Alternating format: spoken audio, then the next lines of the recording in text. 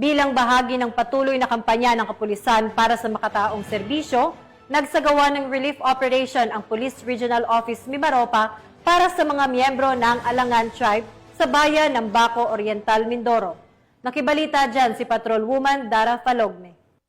Bilang tugon sa matinding pagbaha na idinulot ng southwest monsoon at mga tropical storm na Dante at Emong, nagsagawa ng relief operation ng mga tauhan ng Police Regional Office Mimaropa sa pangunguna ni Police Brigadier General Roel Cuevas Rodolfo, Regional Director, para sa mga pamilyang apektado mula sa Alangan Tribe ng komunidad ng Mangyan.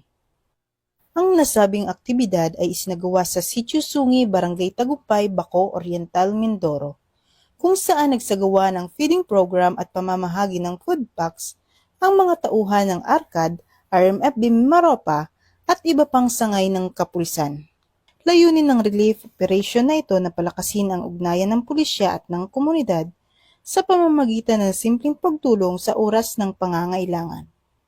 Ayon sa pamunuan ng Police Regional Office Mimaropa, ang ganitong aktibidad ay hindi lamang pagbibigay ng tulong, kundi isa ring hakbang upang mapalalim ang tiwala at suporta ng mamamayan sa kapulisan bilang tagapagtaguyod ng kapayapaan at kaayusan sa rehiyon. Nagpahayag naman ng pasasalamat ang mga miyembro ng Alangan Tribe sa ipinakitang malasakit ng kapulisan.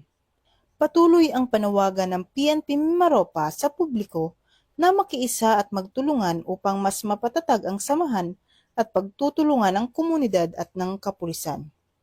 Mula dito sa Calapan City, Oriental, Mindoro, ako ang inyong PNN correspondent, Patrolwoman Dara Falogne, alagad ng batas, tagataguyod ng balitang pulis.